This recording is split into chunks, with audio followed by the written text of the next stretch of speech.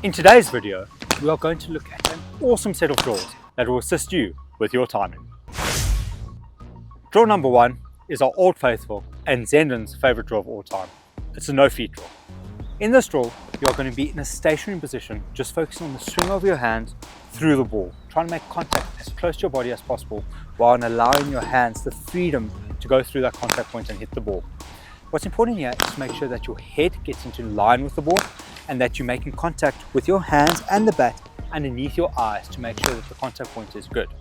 This is a good contact point because it is where the bat has a full face to the ball, giving us a clear strike, and also it's where the bat has its most energy as it is at the apex of the swing, allowing you to swing through the contact point and hit the ball sweetly and cleanly to the boundary for that four that you so richly deserve.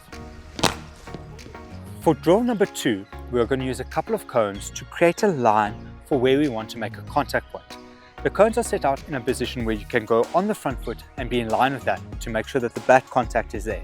If it's in line with your foot, it's where your head will be over your foot, making sure that the contact is good there. From here, the throw is going to throw.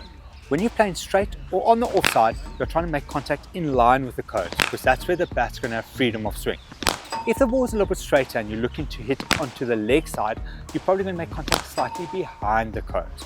The cones are only there to be a visual reference point for you to use so that you can see where the contact is and to really work hard on trying to make that contact nice and late, but in a very good power zone to allow the bat to go through that contact point and hit onto the ball to give you that crisp power.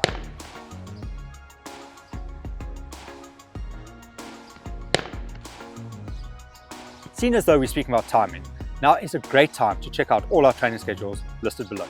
For drill number three, we're going to use some hurdles as a visual aid. What this is, it's a progression from what we were doing earlier, knowing where the contact point is and working on the contact. Within this drill, there are going to be two progressions. First up, the batter is going to try and hit the ball to bounce in front of the hurdle and bounce over the hurdle. This is to ensure that we've got a nice late contact, so we're allowing the ball to come to us and hitting down onto the ball so that we have all the control in the world. This is really good for us because it makes sure that the eyes follow the ball and track the ball all the way onto the contact point of the bat. The late contact also allows us to make sure that our swing line is good, allowing us to hit to the area where we want. Two hurdles next to each other makes a nice big area that we can hit through, so the margin for error is quite small.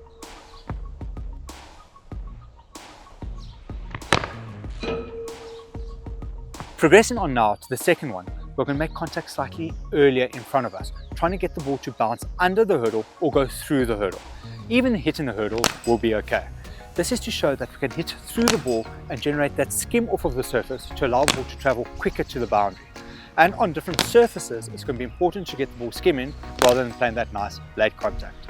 The thick outfields are going to stop the ball a lot quicker. So this is just showing us how we can control our contact point and our timing to determine the pace and power of the ball off of the bat and how far it can go.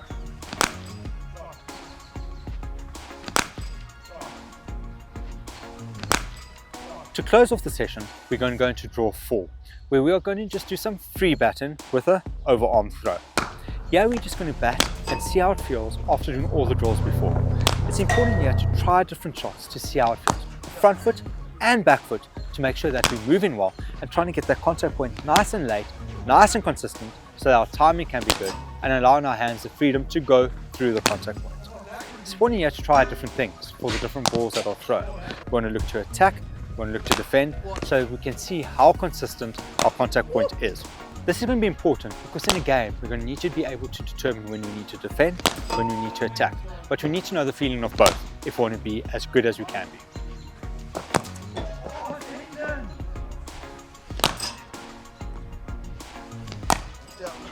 Thank you very much for watching this video.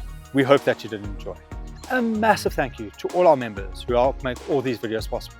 And if you want to see a good power hitting video, check this one out over here.